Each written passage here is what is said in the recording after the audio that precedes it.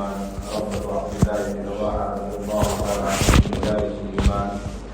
أخرج أحمد بإسناد الحسن عن أنس بن مالك رضي الله عنه قال كان عبد الله بن رواحة رضي الله تعالى عنه إذا لقي الرجل من أصحاب رسول الله صلى الله عليه وسلم قال تعال نؤمن بربنا ساعة. فقال ذات يوم لرجل فغضب الرجل فجاء إلى النبي صلى الله عليه وسلم فقال يا رسول الله ألا ترى إلى ابن رواحة يرغب عن إيمانك إلى إيمان ساعة؟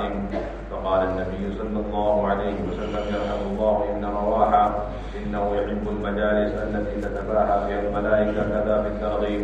وقال الحافظ ابن كثير في البداية هذا حديث غريب جدا.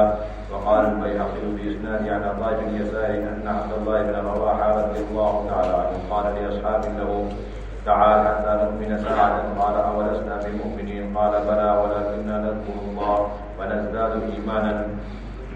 وقد روى الحافظ ابن القاسم اللالكي عن شريح بن عبيد أن عبد الله بن رواحة رضي الله تعالى عنه كان يأخذ بيد الرجل من أصحابه ويقول قم بنا نؤمن ساعة فنجلس في مجلس ذكر. وهذا مرسل من هذين الوجهين انتهى.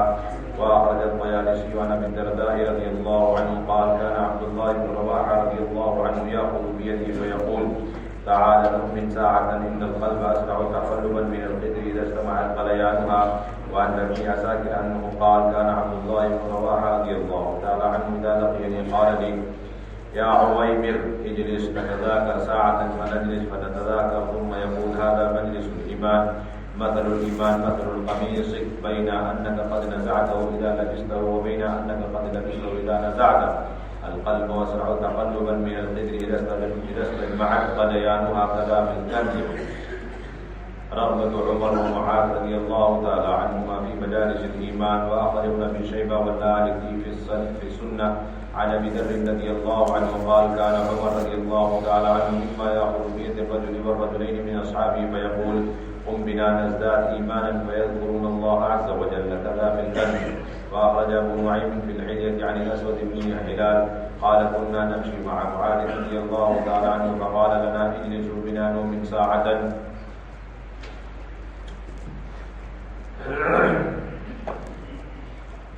میرے محترم دوستوں بزرگوں عزیز ساتھیوں، کام کرنے والوں کی انتہائی اہم اور بنیادی ذمہ داری کہ اپنے کام کو سیرت پر پیش کرنا ہے، اس لیے کہ سیرت اور سنت قدیم ہے اور تجربات یہ حادث ہیں، جدید ہیں، اور سنت اور سیرت میں اور تجربات میں اور ذاتی رائے میں فرق یہ ہے کہ سنت اور سیرت میں قیامت تک کوئی تبدیلی نہیں پیدا ہو سکتی۔ سیرت اور سنت کے اندر قیامت تک کوئی تبدیلی نہیں، یہ ضابطے کے طور پر ہیں، قیامت تک کے یہ ضابطے ہیں، سنت بھی اور سیرت بھی۔ اور رائے و تجربے یہ حالات کے اعتبار سے، افراد کے اعتبار سے بدلتے رہتے ہیں، رائے اور تجربے حالات کے اعتبار سے بدلتے رہتے ہیں۔ ہم اس کام کے اندر صحابہ کی سیرت اور سنت کے ایسے ہی پابند ہیں جس طریقے سے نماز کے اندر ہم سنت کے پابند ہیں، نماز کے اندر سنت کے پابند ہے۔ کوئی یہ نہیں کہہ سکتا بھئی اب تو آلات کا زمانہ ہے، ٹیکنالوجی کا زمانہ ہے، اس لیے اب اپنے ذاتی رائے اور تجربے کی بنیاد پر نمازیں ہونی چاہیے۔ کوئی کہہ سکتا احمق ہوگا کوئی کہنے والا، یا کھانے پینے کی سنت کے بارے میں کوئی کہہ دے اب تو ٹیکنالوجی کا زمانہ ہے اور ترقیات کا زمانہ ہے، آلات جدیدہ کا زمانہ ہے، اس لیے کھانے پینے کی جو سنت عادات کہلاتی ہیں اس میں خود مختار ہیں، جیسے حالات ہوں گے، جیسے زمانہ ہوگا اور جس کی رائے اچھی لگے گی، جس کے تجربے اچھے لگیں گے، ہم اس کے مطابق سنت پر چلیں گے۔ کوئی کہتا ہے اور کہہ سکتا ہے کوئی ایسا، اور کوئی کہہ نہیں کیا سمجھے گا آپ اسے؟ یا تو سنت سے اور سیرت سے نادان کہیں گے، یا پھر سنت اور سیرت کا دشمن کہیں گے۔ کیا کہیں گے اسے؟ کیا کہیں گے؟ عمر رضی اللہ تعالیٰ عنہ نے فرمایا کہ رائے والے سنتوں کے دشمن ہوتے ہیں ہمیشہ. رائے والے کون ہوتے ہیں؟ سنتوں کے کون ہوتے ہیں؟ سنت کے دشمن. اور کیسے ہوتے ہیں؟ وہ اس طرح ہوتے ہیں کہ بعض لوگ ہوتے ہیں ان کے سامنے سیرت نہیں، ان کے سامنے سنت، اخلاص بھرا ہوا ہوتا ہے، دین کے خاطر مر مٹنے کا جذبہ ہوتا ہے. اللہ ان سے کچھ کام لے لیتے ہیں، کچھ رائے تجربے ملا کے وہ کام کرتے رہتے ہیں. انہیں اپنے اس رائے اور تجربے پر چلتے چلتے نفع بار بار ملتا رہتا ہے، تو سمجھتے ہیں کہ بس یہی اصول ہے. یہ ذاتی رائے اور ذاتی تجربے یہی اصول ہے، اس کو اصول کا درجہ نہیں ہوتا. پھر اچانک انہیں علم ملتا ہے، سیرت کی روشنی میں کوئی بات مل جاتی ہے، حدیث ملتی ہے، تو وہ تھوڑا سا جھجکتے ہیں. کیا کرتے ہیں؟ اور وہ اپنی عقل اور رائے اور تجربے کی کسوٹی پر حدیث اور سنت کو پرکھنے لگتے ہیں.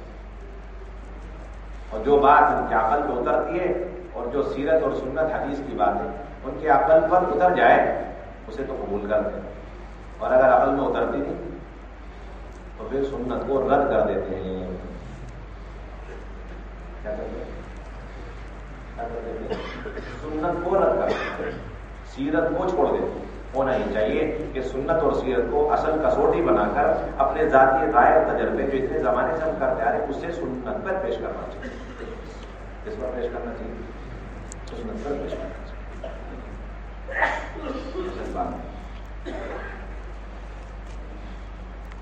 اصل بنیادی بات.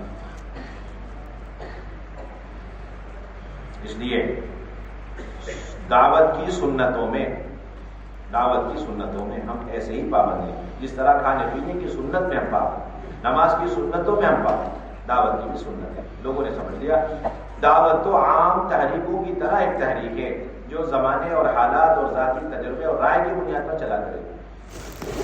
یہ سب سے بڑا دھوکہ لگا کام کرنے والا. اس کو دھوکہ لگا کام کرنے والا.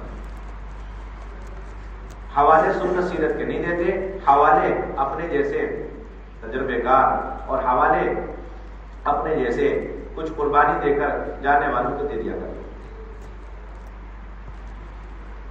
حالانکہ مولانا صاحب رحمۃ اللہ علیہ تک یہ فرما چکے کہ میری باتوں پر آنکھ بند کر کے عمل مت کیا کرو، بلکہ میری باتوں کو قرآن حدیث میں پیش کرو. جو بات قرآن حدیث کے موافق ہو اسے لو، اور جو اس کے خلاف ہو اسے دیوار پہ دے مارو. یہ دوسرے کی کیا حیثیت ہے؟ دوسرے کی کیا گنجائش ہے؟ کیا گنجائش ہے؟ دعوت کی اہم ترین سنت ہے اور وہ تربیت کا یقینی سبب ہے. ان لوگوں کو بازاروں کے ماحول سے اور غفلت کے ماحول سے اور منکر کے ماحول سے نکال کر لاؤ. جو صحابہ کے کشتوں کا موضوع تھا، صحابہ کی ملاقاتوں کا خلاصہ تھا. اور جب محنت کرو باہر بازار میں ملاقاتوں کے ذریعے سے، گشتوں کے ذریعے سے، اس وقت اپنی مسجد کو اعمال سے خالی مت چھوڑو. اپنی مسجد کو اعمال سے خالی مت چھوڑو. یہ امت کی تربیت کا اور امت کے جہل سے نکلنے کا قیامت تک کے لیے مسنون طریقہ ہے. ہمارے اس کام کا مقصد ہی ہے کہ امت کو اجتماعی طور پر غفلت اور منکر کے ماحول سے نکال کر مسجد کے اندر ایمان اور اعمال اور علم کے ماحول میں اور حلقوں میں لا کر بٹھانا. یہ امت کی تربیت کا قیامت تک کے لیے مسنون طریقہ. حضرات صحابہ باوجود ہے کہ ایمان والے ہیں، اس کے باوجود ایک دوسرے کو دعوت دیتے کہ آؤ بیٹھو تھوڑی دیر، اٹھاتے ہاتھ پکڑ کر کے ایک دوسرے کو اور بٹھاتے اور کہتے آؤ تھوڑا سا بیٹھ کے ایمان دادا، آؤ بیٹھو تھوڑی دیر ایمان. اس لیے مولانا یوسف احمد نے عنوان قائم کیا ایمان کی مجلس. کون سا عنوان؟ ایمان کی مجلس. تاکہ قیامت تک لوگوں کو معلوم ہو جائے ایمان کہیں بھی نہیں بن جاتا، بلکہ ایمان بنانے کے لیے ایمان کی مجلس ہے اور وہ بھی مسجد کے اندر. ایمان بنانے کے لیے ایمان کی مجلس ہے اور وہ بھی مسجد کے اندر. یہ ایمان بنانے اور ایمان میں ترقی اور غلط یقین کے دل سے نکالنے کا یقینی سبب ہے. حضرت مولانا یوسف علیہ فرمایا کرتے تھے اس کام کے اندر پہلا قدم اور پہلا زینہ یہ ہے کہ ہر مسلمان کے دل کی گہرائی میں اس بات کا یقین اتر جائے کہ میرے ہر چھوٹے بڑے مسئلے کا حل مسجد کے اندر رکھا. ایسے مسلمان اپنے ہر مسئلے کو لے لے کر دوڑ دوڑ کر کے مسجد کی طرف آئے جس طریقے سے آج مسلمان دفتروں کے چکر کاٹ رہے ہیں، یقین کی خرابی کی وجہ سے۔ کس کی وجہ سے؟ یقین کی خرابی کی وجہ سے۔ جو چکر قرن اول میں مسلمان مسجد کی طرف دوڑ لگانے میں لگاتا تھا، آج وہ مسلمان دفتروں کے چکر کاٹ رہے ہیں۔ جبکہ حضور صلی اللہ علیہ وسلم نے دنیا زمین و آسمان کے درمیان پیش آنے والے ہر چیز کو مسجد سے جوڑا، کیونکہ اس کا تعلق زمین اور آسمان کے درمیان پیش آنے والے سارے حوادثات کا تعلق براہ راست اللہ کی قدرت اور اللہ کی مشیت اور اللہ کے ارادے سے۔ جب اللہ ناراض تو پھر سورج گرہن، چاند گرہن، تیز ہوائیں، آندیاں، طوفان، بارش کا رک جانا یا تیز بارش کا برس جانا یا آگ کا نکل کر کے آ جانا، اب ایک ہی راستہ ہے، اللہ کو راضی کرو، اور اللہ کو راضی کرنے کے لیے اللہ کے گھر جا کے کرنا کرو۔ اس وقت تک بس ہٹو مسجد سے، نماز سے، جب تک یہ حالات صحیح نہ ہو جائے۔ یہ روایت تو اس کے علاوہ کچھ نہیں۔ ذرا سی تیز ہوا چل گئی، ذرا سی آندھی چل گئی، اللہ کے نبی اور صحابہ فوراً مسجد کی طرف، اور اس وقت تک واپس نہیں جب تک کہ ہوا معتدل نہ ہو۔ سورج گرہن، چاند گرہن، اب چلے گئے نماز پڑھ رہے ہیں، لمبا رکوع، لمبا سجدہ، اس وقت تک نماز سے واپس نہیں آ رہے اور مسجد سے واپس نہیں آ رہے جب تک کہ حالات درست نہ ہو۔ آگ نکل گئی حرہ گھاٹی سے، اب اسے بجھانے کے لیے نہ تو پانی جمع کیا جا رہا اور اسے بجھانے کے لیے نہ مٹی اکٹھی کی جا رہی، بلکہ اوپر بڑے اطمینان سے چل کر آ رہے ہیں مسجد کی طرف، جیسے آج کا مسلمان آگ بجھانے کے لیے، خطرناک آگ کو بجھانے کے لیے ٹم ٹم گاڑی اور پانی کی گاڑی لینے کے لیے تھانے جاتا ہے۔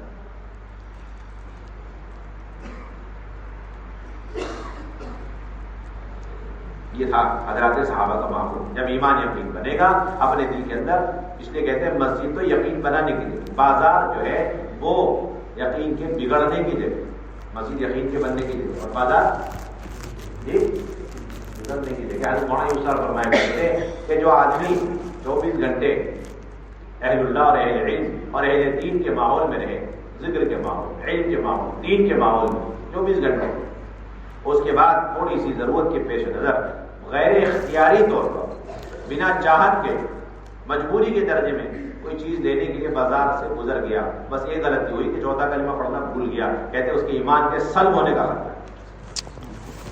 بازار کا ماحول ایمان سوز ماحول ہے۔ کیسا ماحول ہے بازار کا ماحول؟ ایمان کو بالکل ختم کرنے والا ماحول۔ ایمان بازار کا ماحول کیا ہے؟ ایمان کو ختم کرنے والا۔ اس لیے صحابہ کامل الایمان ہیں، اور پھر انہیں حکم دیا جا رہا اپنے ایمان کو تازہ کرو، اور پھر وہ حضرات صحابہ اس ایمان کو تازہ کرنے کے لیے اللہ کے تذکرے کر رہے ہیں، اور وہ اللہ کے تذکرے کرنے کے لیے ایک دوسرے پہ گشت کر رہے ہیں، ہاتھ پکڑ رہے ہیں، بلا رہے ہیں اور کہہ رہے ہیں آؤ بیٹھو مسجد میں، ہم اپنے ایمان تازہ کریں۔ یہ قیامت تک کے حضرات صحابہ نے سنت کر کے دکھلا دی، معمول بنتا ہے۔ کیوں ایسا کیا؟ اس لیے کہ صحابہ نے حضور کو ایسا کرتا ہوا، حضور صلی اللہ علیہ وسلم ایسا فرماتے ہوئے تھے۔ اللہ کے نبی نے زندگی بھر حضرات صحابہ کے ایمان کو مسجد کے ماحول میں بڑھایا۔ باہر ملاقاتیں برائے ملاقات نہیں، بلکہ باہر کی ملاقاتیں برائے مسجد ہیں۔ اس درجے میں ہم جائیں گے اور بات کریں گے کہ وہ آدمی تیار ہو کر فوراً مسجد کی طرف آئے۔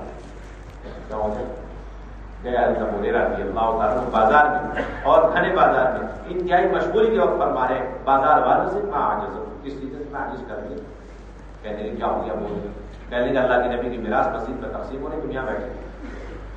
یہ کہتے ہی اتنے سے بول بولے، بس دو بول معجزہ کو بولا اور فرمایا میراث النبی صلی اللہ علیہ وسلم جو سب مت اٹھاؤ، بس 3-4 کلمات بولے، فوراً تشکیل ہوئی، سب کے سب بازار والے اپنی دکان کو شہر میں چھوڑنے کی چلے۔ یہ ہے ملاقات کا خلاصہ۔ جبکہ مسجد میں پہلے سے ایمان یقین کے حل میں لگا چکے، پھر گئے حضرت امام المحدثین حضرت ابو ہریرہ بازار اور لوگوں کو نقد مسجد کی طرف روانہ کیا۔ ہماری جو ساری محنت کا خلاصہ یہی ہے کہ دنیا بھر کی ساری مسجدیں مسجد النبوی کے نقشے پر آ جائیں اعمال دعوت کے اعتبار سے۔ اس اعتبار سے 24 گھنٹے مسجد کے اندر ایمان کے حل میں لگ رہے ہوں، علم کے حل میں 24 گھنٹے لگ رہے ہوں، ہر آدمی اپنا فارغ وقت مسجد کو دے رہا ہو۔ کیا کر رہا ہو؟ 8 گھنٹے بیوی بچوں کے لیے بہت اچھی بات ہے، 8 گھنٹے کاروبار کے لیے، 10 گھنٹے کاروبار کے لیے بہت اچھی بات ہے، ہمیں کوئی اعتراض نہیں ہے۔ اس کے بعد جو گھنٹے آپ کے پاس، اس کے بعد والے گھنٹے نہ یاری میں، نہ میری میں، نہ تیری میں، نہ میری میں، نہ دیوانوں میں، اور نہ چوپالوں میں، نہ ڈھابوں میں، اور نہ ہی چوراہوں میں، خالی تو ایک لمحہ گزر گیا. مولانا یوسف فرمایا کرتے تھے مسلمان کا جو فارغ وقت مسجد سے باہر گزر رہا پوری دنیا میں فساد کا جڑ ہی وہی ہو. وہ سے فرماتے تھے اس چیز کو کیا فرماتے مسلمان کا جو وقت فارغ کہاں گزر رہا مسجد کے باہر. اور ایک عجیب بات فرماتے تھے کہ اگر مسلمان اپنا فارغ وقت اپنی اپنی مسجدوں کو دے دینے میں پوری دنیا کے اندر تو پوری دنیا سے سارا بگاڑ ختم ہو جائے. اور یہ بھی فرماتے تھے اگر مسلمان اپنے آپ کو مسجد کے تابع کر دے بس اللہ اس کے لیے نظام کائنات کو تابع کر دے. دو جملے بڑے عجیب ہو گئے. تو مسلمان اپنے آپ کو کیا کرے مسجد کے تابع کر دے تو اللہ اس کے لیے نظام کائنات کو کیا کر دیں گے تابع کر دیں. جہاں یہ آلات کے ذریعے سے آوازیں نہیں پہنچا سکتا اللہ رب العزت بغیر آلات کے اس مسجد میں اپنے آپ کو تابع کرنے والے کی آواز کو اپنی قدرت سے پہنچائے. اللہ تعالیٰ آلات کے بھی ہوتا نہیں.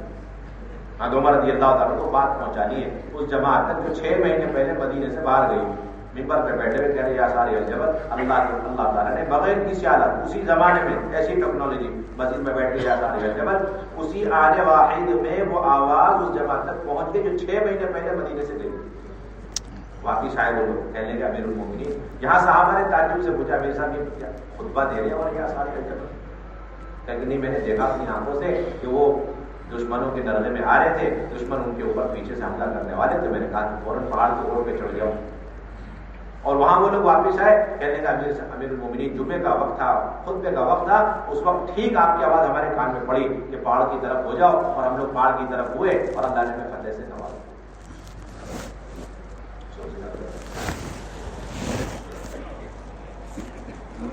امت نے بھلا دیا مسجد کی اصل حیثیت کیا ہے. سارے مسئلے مسائل معلوم کہ مسجد کی شرعی حیثیت کیا ہے. یہ معلوم ہے کہ مسجدیں نماز کے لیے بنی ہوئی ہیں لیکن یہ معلوم نہیں ہے کہ مسجدیں تو مسلمانوں کی تربیت گاہ ہے تعلیم گاہ ہے. حضرت مولانا ابو الحسن علی ندوی یعنی مولانا علی میاں صاحب رحمۃ اللہ علیہ نے لکھا ہے فرماتے تھے کہ بس مسلمان ان مسجدوں کو اپنا مرکز بنا لیں. کیا فرماتے تھے کیوں اس لیے کہ جتنے فتنے قیامت تک آنے والے ہیں وہ سب سے آخر میں مسجدوں کو پہنچیں گے. جب مسلمان ان مسجدوں کو اپنا مرکز بنا لیں گے تو یہ فتنے مسجد آ کر اور پھر مسلمانوں میں آتے آتے قیامت آ جائے گی.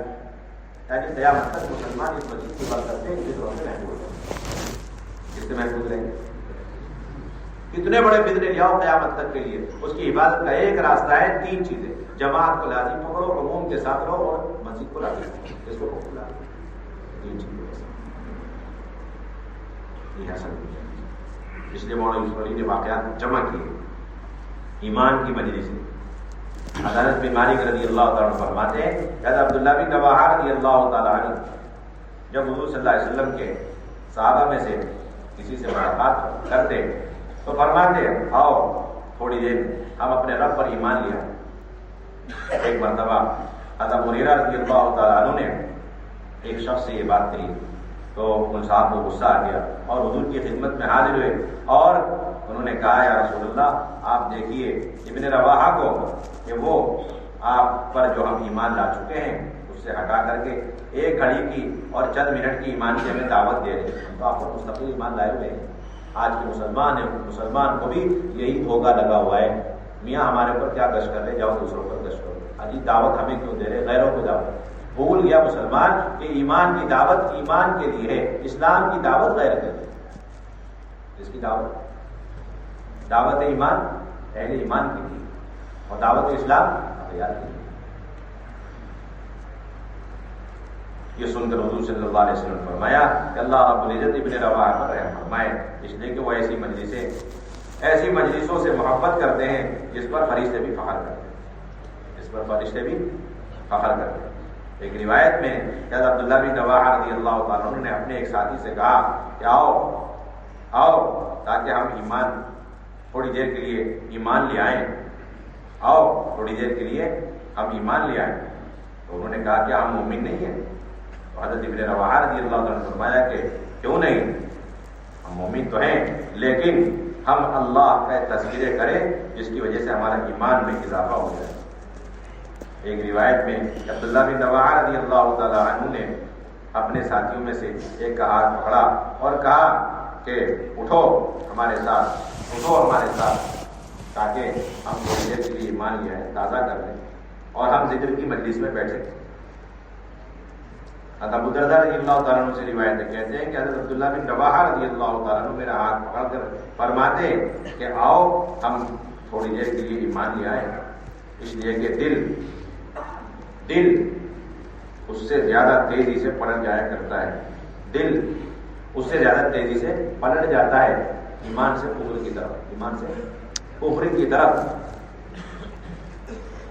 اس سے زیادہ، اس ہانڈی سے زیادہ تیزی سے، اس ہانڈی سے زیادہ، جتنا کہ ہانڈی کے اندر کی چیزیں آخری ابال کے وقت پلٹ جایا کرتے ہیں. ہانڈی جب ابلتے ابلتے اس کا آخری ابال ہوتا ہے، اس کے اندر کی چیزیں کتنی تیزی سے پلٹی کھاتی ہیں، نیچے سے اوپر سے، اس سے زیادہ تیزی سے دل پلٹ جاتا ہے. کیا مطلب؟ یعنی ایمان کے تذکرے کرتے رہو تاکہ ایمان ہی کی کیفیت میں ہمارا دل رہے، ورنہ دل ہمارا کب ایمان سے نفاق کی طرف پلٹ جاتے ہیں. یہ قرب قیامت میں ہوگا. صبح مومنوں کا شام تک کافر ہو جائے گا، صبح مومن اور شام تک. یہ وجہ بتائیے ابن رواحہ رضی اللہ عنہ. آج مسلمان یہ ساری چیزیں بھلا جاتے ہیں اور سمجھ رہے آپ کا مومن ہے. ایمان کی دعوت نکل گئی، ایمان کا دعویٰ پیدا ہو گیا. ایمان کی دعوت تو نکل گئی اور ایمان کا دعویٰ پیدا ہو گیا. ایک روایت میں کہ عبداللہ بن رواحہ رضی اللہ عنہ تو اس سے کہتے تھے اور بیٹھو تھوڑی دیر آپ مذاکرہ کریں. چنانچہ ہم بیٹھتے اور مذاکرہ کرتے. پھر حضرت رواحہ کہتے ایمان کی مجلس کے اور ایمان کی مثال دیتے. ایک اور مثال تھی، پہلے تو اوپر ابلتے ہوئے ہانڈی اور ہانڈی کے اندر کی چیزوں کی پلٹنے سے مثال تھی، دل کے پلٹنے کو. یہاں ایک اور چیز کے ذریعے تشبیہ تھی کہ ہمارے دل کی حالت ایسی، اور ایمان دل کے اندر جو ایمان ہوتا ہے اس کی حالت ایسی ہوتی ہے کہ جس طریقے سے پہنے ہوئے کپڑے کو تم نے رکھ دیا، اتار دیا، یا نیچے رکھے ہوئے کپڑے کو تم نے پہن لیا. کیا مطلب؟ یعنی رکھے ہوئے کپڑے کو پہننے یا پہنے ہوئے کپڑے کو نیچے رکھنے میں کتنا وقت لگتا ہے، اس سے زیادہ کم وقت میں یہ دل کے اندر کی ایمان کی کیفیت بدل گئی.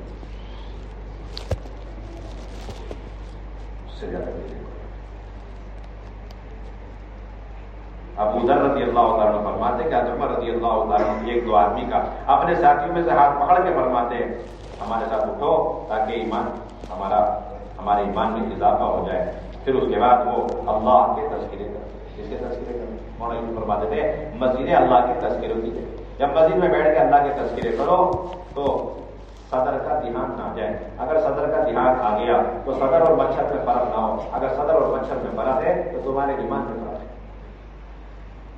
تمہارے ایمان میں مسجد کے اندر بیٹھ کے اللہ کی بڑائی سرا ہو.